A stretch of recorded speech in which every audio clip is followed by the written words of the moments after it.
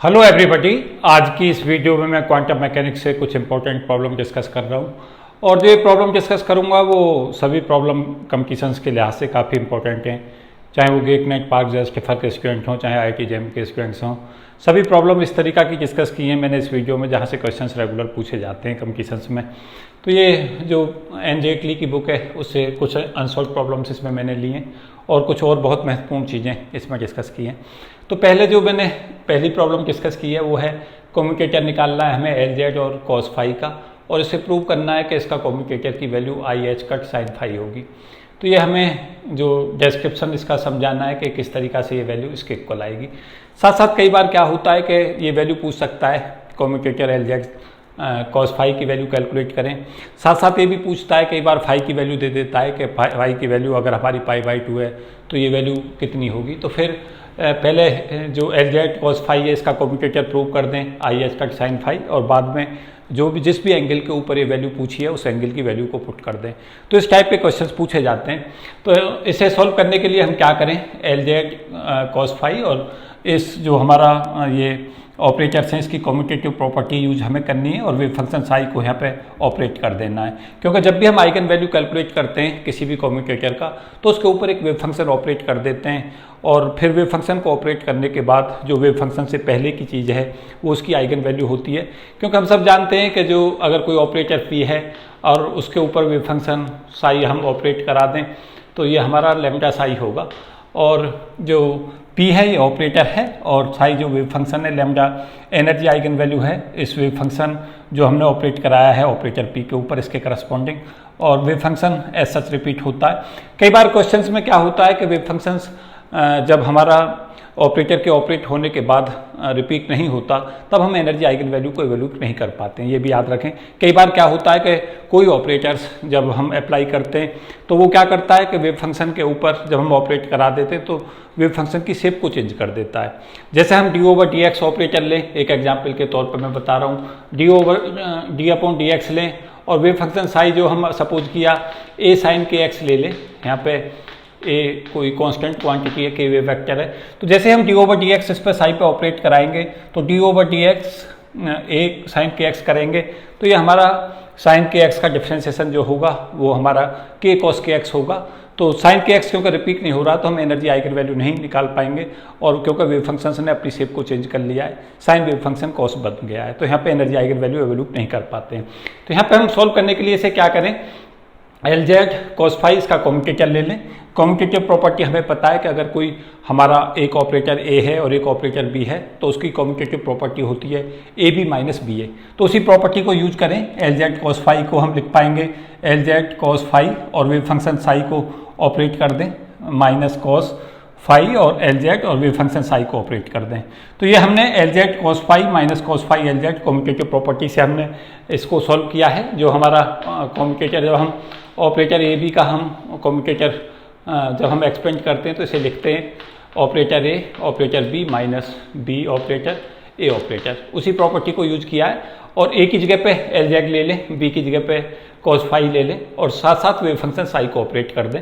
तो यहाँ से LZ cos फाई और ये साई ऑपरेटर माइनस जो वेव फंक्शन है ये हमारा LZ cos फाई और psi wave function this one आएगा माइनस cos फाई LZ और ये वेव फंक्शन साई आएगा। उसके बाद हम सब जानते हैं कि LZ जो होता है उस जो ऑपरेटर्स की वैल्यू LZ की जो वैल्यू होती है वो होती है हमारी minus IH cut del/del phi.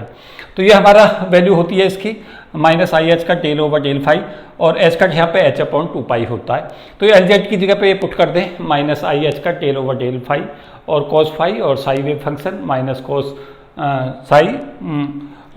Phi minus IH cut LZ की वैल्यू फिर से पुट कर दें माइनस IH कट del साई/del फाई। तो ये हमारा यहाँ से वैल्यू पुट करने पे LZ की value minus IH cut del/del phi ये हमें इजीली एवोल्यूट हो जाएगा। उसके बाद क्या करें कि इसको इन दोनों टर्मों को एक साथ ले लें, minus cos phi LZ phi को माइनस IH कट del साई/del फाई रख दें और इसे सॉल्व करना शुरू करें। इसमें जैसे हम इस टर्म को लेंगे तो फर्स्ट फंक्शन का डिफ्रेंसिएशन cos फाई का माइनस साइन फाई होगा और ये वेव फंक्शन एज सच आएगा प्लस cos फाई को ऐसा रखें और इसका हम डिफ्रेंसिएशन कर दें विद रेस्पेक्ट टू साई, तो ये हमारा ये वैल्यू टर्म्स आ जाएगी और ये यहाँ से ये टर्म आएगी। ये जो टर्म्स है इसकी सेकंड टर्म्स, ये फर्स्ट टर्म है, ये सेकंड टर्म है, इसकी सेकंड टर्म्स और ये वाली जो टर्म्स है वो आपस में कैंसिल आउट हो जाएंगी। तो हमारे पास सिंपली वैल्यू आएगी I H cut sine phi और साई यहाँ पे वैल्यू आएगी। और साई क्योंकि एल जेड कॉस फाई ये ऑपरेटर पी की तरह बिहेव करेगा, psi equal to lambda psi से ले लें तो eigen value I H cut sine phi हमें यहाँ से एवोल्यूट हो जाएगी। तो अब इजीली हम प्रूव कर पाए L Z cos phi equal to I H cut sine phi. अगर हमें यहाँ पे क्वेश्चंस में कई बार क्या करता है, एल जेड कॉस फाई की जगह पे एल जेड साइन फाई कर सकता है, तो एल जेड साइन फाई की वैल्यू सिमिलर पैटर्न से चलें और यहाँ पे हम दिखा पाएंगे इसे कि एल जेड साइन फाई की value minus I H cut cos phi आएगी। तो इस तरीका से इसी पैटर्न से हम इसे सॉल्व करके देखें, इसे होमवर्क में सॉल्व करके देखें, आपको निश्चित तौर से एक रिविजन भी मिलेगा। तो आप दिखाएं इसे कि एल जेड और साइन फाई की जो वैल्यू है वो जब हम एवोल्यूट करेंगे तो ये वैल्यू हमारी minus I H cut cos phi होगी। तो ये होमवर्क में इसको दिखाएं, इंपॉर्टेंट प्रॉपर्टी है दिस वन ऑल्सो। तो ये क्वेश्चन नंबर 1 में डिस्कस कर रहा था, ये हमारी एनजेक्ली के रेफरेंस से प्रॉब्लम थी, अनसॉल्व प्रॉब्लम्स जो मैं यहाँ डिस्कस कर रहा था। इसी तरीका के क्वेश्चंस आजकल आते हैं, इस तरीका से वैल्यू पूछ लेगा कि इसकी वैल्यू क्या होगी, या इस तरीका से भी कह सकता है कि इसकी वैल्यू को एवोल्यूट करें phi equal to pi by 2 पे कैलकुलेट कराए या पाई बाई 4 या पाई बाई 6। तो ये भी वैल्यू कई बार क्या करता है, इस एंगल को बताएगा कि इसकी वैल्यू इस एंगल पे क्या होगी। तो वहाँ पे जैसे ही हम वैल्यू को एवोल्यूट करें, पहले एवोल्यूट कर लें और उसके बाद में जो एंगल हमें क्वेश्चंस में देगा उसी एंगल के ऊपर वैल्यू को एवोल्यूट कर लें। तो इस टाइप के क्वेश्चंस देखे जाते हैं। क्वेश्चन नंबर 2 डिस्कस कर रहा हूँ। ये सभी जो मेरी प्रॉब्लम्स हैं वो मैंने एनजेक्ली से लिए हैं, अनसॉल्व प्रॉब्लम्स। तो एल जेड साइन 2 फाई इसका कम्यूटेटर निकालना है और इसको प्रूव करना है कि ये 2 आई एच कट और sine square phi minus cos square phi के इक्वल होगा। ये हमें इसमें शो करना है, ये हमारा डिस्क्रिप्शन है, हमें वैल्यू एवोल्यूट करनी है इसकी। तो यहाँ पे इसको हम कम्यूटेटिव प्रॉपर्टी यूज करें ए और बी सी। ए कम्यूटेटर यहाँ पे है और बी सी कम्यूटेटर अगर यहाँ है तो ये इसकी जो प्रॉपर्टी होती है इसे हम लिख पाएंगे बी कम्यूटेटर बी ऑपरेटर और commutator A C plus commutator A B और फिर सी। तो इस प्रॉपर्टी को ऑलवेज याद रखें। मैं एक बार फिर से एक्सप्लेन कर रहा हूँ कि अगर हमारा 3 ऑपरेटर्स हैं, एक ऑपरेटर्स है ए, एक ऑपरेटर्स बी, एक है ऑपरेटर सी, तो अगर हम कम्यूटेटर कैलकुलेट करना चाहते हैं ए और साथ साथ बी सी का जो हमारा कम्यूटेटर है वो क्या होगा, तो वो होगा बी ऑपरेटर और कम्यूटेटर ए सी की value plus A B commutator की वैल्यू और सी ऑपरेटर। इस तरीका से इस फॉर्मूले को याद रखें। अब हम क्या करें कि ए को एल जेड ले लें जो हमारा ऑपरेटर है, बी को इसमें साइन 2 फाई को पहले 2 साइन फाई कॉस फाई लिख लें, बी को 2 साइन फाई ले लें और सी को कॉस फाई ले लें। तो इस तरीका से इसे बढ़ाएं। यहाँ पे बी की जगह पे 2 साइन फाई यहाँ पे रख दें, ए की जगह पे यहाँ देखें ए को एल जेड ले लें, बी को 2 साइन फाई ले लें, सी को कॉस फाई ले लें, तो यहाँ पे हम पहुँचेंगे। तो यहाँ से बी की वैल्यू हमारी 2 साइन फाई होगी, तो यहाँ पे 2 साइन फाई ले लें। ए की जगह पे इस एक्सप्रेशन में ए की जगह एल जेड ले लें, L Z into cos phi, C की जगह पे कॉस फाई ले लें प्लस ए की जगह पे एल जेड और बी की जगह 2 साइन फाई और सी की जगह कॉस फाई। तो इनकी कम्यूटेटिव जो वैल्यू है एल जेड कॉस फाई की और एल जेड 2 साइन फाई की, इनकी कम्यूटेटिव वैल्यू पुट कर दें इस फॉर्मूले में। एल जेड कॉस फाई की पहली प्रॉब्लम में मैंने ड्राइव की है, एल जेड कॉस फाई की कम्यूटेटिव वैल्यू होती है I H cut sine phi. तो यहाँ पे एल जेड कॉस फाई को I H cut sine phi रख दें प्लस, और यहाँ से ये जो 2 है इसे बाहर ले आएँ एक्सप्रेशन से और एल जेड साइन फाई की जगह पे रख दें minus I H cut cos phi, और ये कॉस फाई यहाँ सच आएगा। तो इसको फिर सॉल्व करें, यहाँ से आएगी जब ये वैल्यू आपस में मल्टीप्लाई की जाएगी तो 2 I H cut sine square phi यहाँ से हमें ऑब्टेन होगा इस एक्सप्रेशन से, और इस एक्सप्रेशन से मिलेगी minus 2 I H cut cos square phi इस एक्सप्रेशन से। उसके बाद क्या करें, 2 आई एच कट को कॉमन निकाल दें दोनों जगह से, sine square phi minus cos square phi होगा। तो इस तरीका से ये वैल्यू हम ऑपरेट मतलब इस ऑपरेटर की जो वैल्यू है कम्यूटेटिव प्रॉपर्टी की energy eigen value L Z sine 2 pi की वो आएगी हमारी 2 I H cut sine square phi minus cos square phi. अब यहाँ पे क्वेश्चंस किस तरीका के आ सकते हैं, इस तरीका के आ सकते हैं कि आप बताएं कि एल जेड साइन 2 फाई की वैल्यू 0 कब होगी। तो 0 अगर ये तब होगी जब साइन स्क्वायर फाई और कॉस स्क्वायर फाई आपस में इक्वल होंगे, तो अब ये वैल्यू 0 होगी। और 0 जब होगी ये जब हमारा sine square phi cos square phi के इक्वल होगा, और tan स्क्वायर फाई की वैल्यू यहाँ से हम देख सकते हैं, जब इसको डिवाइड कर लेंगे sin स्क्वायर फाई को, तो ये वैल्यू 0 तब होगी जब ये हमारा tan स्क्वायर फाई 1 होगा और फाई जो एंगल है वो π/4 होगा। तो आजकल क्या होता है, जो क्वेश्चंस आता है पहले हमें डिस्क्रिप्शन करना होता है, फिर उसी क्वेश्चंस के अप्लाई जो कंसेप्ट हैं वो पूछे जाते हैं। इसमें पूछ सकता है या ये पूछ सकता है कि यहाँ पे 2i(h) कट के साथ साथ यहाँ कुछ और वैल्यू देगा और हमसे पूछ लेगा कि किस एंगल के ऊपर ये वैल्यू एग्जिस्ट करेगी। तो इस टाइप के क्वेश्चंस करके रखें। ये मैंने थोड़ा सा और एक्सटेंड करने का प्रयास किया है कि जो हमारे डेरिवेशन है उनका हम एप्लीकेशन पोर्शन किस तरीका से बढ़ाएं। प्रॉब्लम नंबर 3 में जो वैल्यू हमें कैलकुलेट करनी है वो है LZ, और जो यहाँ पे वैल्यू दे रखी है वो है cos square phi minus sine square phi plus 2i sine phi cos phi. इसकी वैल्यू जो है ये हमें एवोल्यूट करनी है LZ, और ये ब्रैकेट में टर्म्स है पूरी। इसको क्या करें, ये हम जानते हैं कि cos square a minus sine square a जो होता है वो cos 2a का एक्सप्रेशन इसमें यूज करें, तो यहाँ से cos 2 फाई ये इजीली हम इसे लिख सकते हैं, क्योंकि cos 2 phi cos square phi minus sine square phi होगा, और यहाँ पे 2 साइन फाई cos फाई को साइन 2 फाई लिख सकते हैं। तो यहाँ पे हमने क्या किया, LZ और cos 2 phi plus i sine 2 phi, हम इस पूरी वैल्यू को लिख दे हैं। cos 2 फाई इसकी जगह इसकी प्लेस पे रखें, और साइन 2 फाई 2 साइन फाई और cos फाई की जगह पुट करें, तो ये cos 2 phi plus i sine 2 phi यहाँ से हमें वैल्यू एवोल्यूट होगी। इसको हम e की पावर 2i फाई लिख पाएंगे, क्योंकि हम जानते हैं कि जो यूलर एक्सप्रेशंस है उसको यूज करें। e की पावर i थीटा जो होता है वो cos theta plus i sine theta होता है। यहाँ पे थीटा को फाई के इक्वल कर दें, और याद करें कि यहाँ थीटा को हम फाई के बजाय 2 फाई करें। जैसे हम इसे थीटा की जगह 2 फाई करेंगे तो यहाँ e की power i 2 phi equal to cos 2 phi plus i sine 2 phi आ जाएगा, तो वही हमारी ये वैल्यू होगी। तो LZ e की पावर 2i फाई। अब इस LZ जो हमारा ऑपरेटर है इसकी वैल्यू हम जानते हैं माइनस i(h) का डेल ओवर डेल फाई होती है। फंक्शन को ले लें e की power 2i phi this one, और इसको क्या करें, जो हमारा ऑपरेटर है उसको वेव फंक्शन के ऊपर ऑपरेट कर दें। जैसे हम इस डेल ओवर डेल फाई करेंगे e की पावर 2i फाई का, तो यहाँ से हमें वैल्यू आएगी 2i e की पावर 2i फाई, और माइनस i(h) का यहाँ से आएगा, तो इसे हम लिख पाएंगे माइनस i(h) का 2i e की पावर 2i फाई। इसके साथ साथ ये जो वैल्यू है जब हम इसे मल्टीप्लाई करेंगे तो माइनस 2i स्क्वायर h का t की पावर 2i फाई ये वैल्यू हमें एवोल्यूट होगी। और i स्क्वायर को -1 ले लें, तो जैसे ही i स्क्वायर को -1 लेंगे, एक माइनस यहाँ है तो ये +2 बन जाएगा, तो +2h का t की पावर 2i फाई। अगर अब हमसे वैल्यू पूछता है तो यहाँ से हम देख सकते हैं कि जो ये वैल्यू है, ये जो आइगन वैल्यू है LZ, ये तो हमारा ऑपरेटर हो गया, ये हमारा वेव फंक्शन हो गया, और जो एनर्जी आइगन वैल्यू हो गई वो हमारी 2h कट हो गई, और जो वेव फंक्शन है वो एस सच आ गया। तो अगर यहाँ पे आइगन वैल्यू पूछता है तो आइगन वैल्यू को हमें आंसर मार्क करना होगा 2h कट, क्योंकि जो हमारा ऑपरेटर है ये हमारा वेव फंक्शन है, तो वेव फंक्शन से जो पहली क्वांटिटी उससे पहले लिखी जाती है वो हमारी क्या होती है, एनर्जी आइगन वैल्यू। जो मैंने अभी यहाँ समझाया भी था स्टूडेंट्स को, कहाँ समझाया था कि हम अगर कोई हमारा ऑपरेटर P है, वेव फंक्शन साई पे ऑपरेट करते हैं तो लैम्डा साई के इक्वल होता है, तो ये एनर्जी आइगन वैल्यू कहलाती है उसके करस्पॉन्डिंग। तो यहाँ पे जो वैल्यू है LZ की वो हमारी 2h कट होगी, और LZ जो होता है हम जानते हैं सभी वो ml(h) कट होता है, तो यहाँ से ml की वैल्यू 2 होगी। तो कई बार क्वेश्चंस में ये भी पूछ सकता है कि ये जो वैल्यू दे रखा, जो फंक्शन दे रखा है वो मैग्नेटिक ऑर्बिटल क्वांटम नंबर के किसके करस्पॉन्डिंग होगा, तो ml की वैल्यू यहाँ पे 2 होगी, और जो वैल्यू होगी वो हमारी आइगन वैल्यू जो होगी वो 2h कट होगी। तो इस तरीका से इसे सॉल्व करें, तो काफ़ी महत्वपूर्ण क्वेश्चन था। इस तरीका के क्वेश्चन ही आजकल पूछे जा रहे हैं कॉम्पिटिशन्स में, तो इस तरीका से कर रहे हैं इस क्वेश्चन को। और यहाँ पे साथ साथ प्रॉब्लम क्रिएट करने का प्रयास करें कि अगर हम LZ और e की पावर 3i फाई लेते हैं तो उसकी वैल्यू 3h का t की पावर 3i फाई आएगी, इस तरीका से। तो यहाँ पे वेव फंक्शन जो हमारा यहाँ हमने वैल्यू वेव फंक्शन को बनाया था तो उसको बना लें किस तरीका से, cos 3 फाई और sin 3 फाई का फॉर्मूला हम इसमें यूज करें।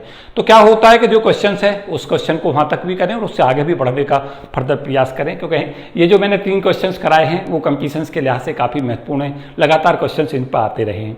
4th क्वेश्चंस जो मैंने डिस्कस किया है इसमें वो जो पहले भी मैं डिस्कस कर चुका हूँ उसी का पार्ट है, लेकिन बहुत ही महत्वपूर्ण है, लगातार पूछा जाता है कॉम्पिटिशन्स के लिहाज से, तो मैंने इसलिए डिस्कस किया है। और 5th बिल्कुल नया कंसेप्ट मैं इसमें डिस्कस करूँगा। तो लीजेंडर पॉलिनोमियल का फॉर्मूला ऑलवेज याद रखें, 4th में मैंने डिस्कस किया है। PLX की वैल्यू होती है 1/2 की power L factorial L d/dx की power L x square minus 1 की पावर एल। ये हमारा रॉड्रिक्स फार्मूला कहलाता है लीजेंडर पॉलिनोमियल का। ऑलवेज याद रखें, काफ़ी महत्वपूर्ण है। इस फार्मूले पे क्वेश्चंस रेगुलर पूछे जाते हैं। तो ये फार्मूला सिंपली जब हमें याद होगा तो इसमें एल की वैल्यू को 0 रख दें, तो पी नॉट एक्स की वैल्यू को यहाँ से दिखाएं कि पी नॉट एक्स 1 होगा। एल की वैल्यू को 1 लें तो पी 1 एक्स की वैल्यू को शो कर सकते हैं कि पी 1 एक्स की वैल्यू x आएगी जब l को 1 ले लेंगे। l की वैल्यू को 2 ले लेंगे यहाँ पे, तो p2x होगा हाफ और ब्रैकेट में 3x स्क्वायर माइनस 1। l की वैल्यू को 3 ले लेंगे तो p3x की वैल्यू होगी हाफ और ब्रैकेट में होगा 5x क्यूब माइनस 3x। तो ये फॉर्मूले ऑलवेज रिमेंबर रखें, मैंने फिर से एक बार रिवीजन दिया है यहाँ पे। साथ साथ याद रखें कि P4, P5, P6 तक क्वेश्चंस को सॉल्व करके रखें, क्योंकि यहाँ क्वेश्चंस को पूछा जाता है। जैसा आपसे क्वेश्चन पूछ लेगा P32 की वैल्यू क्या होती है, तो यहाँ पे क्या होगा, P3x का फॉर्मूला आपको पता है, half into 5x cube minus 3x। x की अगर P32 पूछा तो x को 2 रख दें, सॉल्व कर दें, आप आंसर इजीली मार्क कर देंगे। तो इनके एप्लीकेशंस पोर्शन पे भी काम करें, यहाँ से क्वेश्चंस पूछा जाता है। साथ साथ ये भी पूछता है कई बार कि लीजेंडर पॉलिनोमियल जो है वो कहाँ यूज होता है। तो लीजेंडर पॉलिनोमियल जब हम हाइड्रोजन एटम लेते हैं तो उसका जो सॉल्यूशन होता है थीटा पोर्शन, उसमें हम लीजेंडर पॉलिनोमियल को यूज करते हैं और इसकी हेल्प से हमें जो ऑर्बिटल क्वांटम नंबर है वो पता चलती है। और ऑर्बिटल क्वांटम नंबर से हमें जो ऑर्बिटल एंगुलर मोमेंटम पता चलता है, क्योंकि वहाँ से हमें जैसे ही यहाँ से इससे कंपेरिजन करके एल की वैल्यू हमें पता चलती है, तो एल की वैल्यू को पता चलती है हम एल स्क्वायर जो होता है ऑर्बिटल एंगुलर मोमेंटम, उसका स्क्वायर, उसकी वैल्यू होती है L plus 1 H cut square, तो उसे हम इजीली कैलकुलेट कर सकते हैं। तो ये इसका एडवांटेज है, तो इसको मैंने एक रिवीजन फिर से दिया है इसको वीडियो में। एसोसिएटेड लीजेंडर पॉलिनोमियल को भी इंट्रोड्यूस किया है, एक बहुत ही महत्वपूर्ण इसमें फार्मूला में डिस्कस करना चाहूँगा। P L M L X equal to 1 minus X square, ये ब्रैकेट में टर्म में, मॉड एम एल बाई 2 और डी अपॉन डी एक्स, ये मॉड एम एल है, और पी एल एक्स। ये फार्मूला ऑलवेज याद रखें, एसोसिएटेड लीजेंडर पॉलिनोमियल के लिए फार्मूला यूज होता है, काफ़ी महत्वपूर्ण है। यहाँ पे एल की वैल्यू को 1 और एम एल की वैल्यू को 1 करें। अब एसोसिएटेड लीजेंडर पॉलिनोमियल में एक क्वेश्चन तो यही पूछ सकता है कि एसोसिएटेड लीजेंडर पॉलिनोमियल से हम क्या क्या वैल्यू कैलकुलेट कर सकते हैं। तो याद रखें, जहाँ लीजेंडर पॉलिनोमियल से हमें वैल्यू एल पता चलती है और एल स्क्वायर की वैल्यू पता चलती है, L means orbital quantum number और एल स्क्वायर की वैल्यू ऑर्बिटल एंगुलर मोमेंटम की वैल्यू यहाँ से कैलकुलेट करते हैं। यहाँ से हमें एल और एम एल दोनों पता चल जाते हैं, और अगर हमें एल और एम एल पता चल जाते हैं तो हम easily L square equal to L plus 1 H cut square से ऑर्बिटल एंगुलर मोमेंटम निकाल पाते हैं, और एल जेड बराबर एम एल एच कट से Z component of angular momentum calculate कर पाते हैं, ऑर्बिटल एंगुलर मोमेंटम। तो यहाँ पे P1 1x की वैल्यू अगर हमसे पूछता है, इस पर क्वेश्चंस पूछे गए हैं, तो L की वैल्यू को 1 रखें, ML को 1 रखें इस फॉर्मूले में, तो यहाँ 1 माइनस एक्स स्क्वायर की पावर हाफ और d over D x, ML की जगह 1 लेंगे और P1 x की जगह पे x ले लें, तो d over D x x का लेंगे तो 1 होगा। तो ये वैल्यू हमें P1 1x की वैल्यू 1 माइनस एक्स स्क्वायर की पावर हाफ होगी। तो यहाँ पे x बराबर जब हमसे जैसे क्वेश्चन में पूछता है P11 cos थीटा किसके इक्वल होगा, तो हम सिंपली क्या करें, P11 x की जगह पे cos थीटा रख दें यहाँ पे भी और इस फॉर्मूले में भी, तो 1 माइनस क्योंकि ये वैल्यू 1 हो चुकी है तो 1 माइनस कोस स्क्वायर थीटा की पावर हाफ, और 1 माइनस कोस स्क्वायर थीटा को साइन स्क्वायर थीटा लिखें और उसकी पावर हाफ ले लें तो वहाँ से साइन थीटा होगा।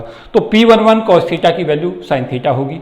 अब हमसे क्वेश्चन इस पर मैं एक क्वेश्चन जैसे बताना चाहूँ कि हाइड्रोजन में हमसे कहता है कि जो वेव फंक्शन है साई ए, वो इस फॉर्म में लिखा जाता है ए साइन थीटा फॉर्म में। कोई जो इलेक्ट्रॉन है इस तरीका से मूव कर रहा है कि उसका वेव फंक्शन ए साइन थीटा है। अब वो पूछता है, ए यहाँ पे कांस्टेंट है, वहाँ पे पूछता है कि आप जो एल जेड की वैल्यू कैलकुलेट करें और एल स्क्वायर की वैल्यू को कैलकुलेट करें। तो आप किस तरीका से हम इसे कैलकुलेट कर पाएंगे, यहाँ से हम कंपेरिजन कर लें पहले। तो जैसे हम यहाँ पे कंपेरिजन करेंगे तो P11 cos theta equal to sine theta यहाँ पे लिख पाएंगे, जो हमने यहाँ पे वेव फंक्शन ले रखा है, और यहाँ से जब हम इसको लिख पाएंगे यहाँ पे ए P11 cos थीटा, तो यहाँ से हमें पता चलेगा कि जो पार्टिकल है वो L बराबर 1 में है और एल जेड एम एल बराबर 1 में है। तो कंपेरिजन करते हैं, L की वैल्यू 1 एम एल की वैल्यू 1 होगी, तो एल स्क्वायर की value L plus 1 H cut square से स्मॉल एल को 1 रख देंगे तो एल स्क्वायर की वैल्यू 2 एच कट स्क्वायर होगी और L under root 2 H cut होगा प्लस माइनस का। उसके साथ साथ अगर हमें एल जेड पूछा जाएगा तो L Z equal to M L H cut में एम एल को 1 रख देंगे तो वहाँ से एल जेड की वैल्यू एच कट आएगी। इस तरीका से इनके एप्लीकेशन पोर्शन होते हैं। साथ साथ P21 cos थीटा को दिखाएं कि जब हम L को 2 लेंगे एम एल को 1 लेंगे और यहाँ पे x को cos थीटा लेंगे तो इसकी value 3 cos theta sin theta आएगी। इस पे भी इसे घर पे होमवर्क में सॉल्व करें और साथ साथ यहाँ पे P3 1 cos theta, P3 2 cos theta, यहाँ तक कम से कम इन चीज़ों को एवेल्यूट कर लें और साथ साथ इसके एप्लीकेशन पोर्शन पे भी काम करें। जैसे मैंने अभी बताया कि हम कैसे वेव फंक्शन से कंपेरिजन करेंगे और किस तरीक़ा से इस पर प्रॉब्लम क्रिएट होंगी।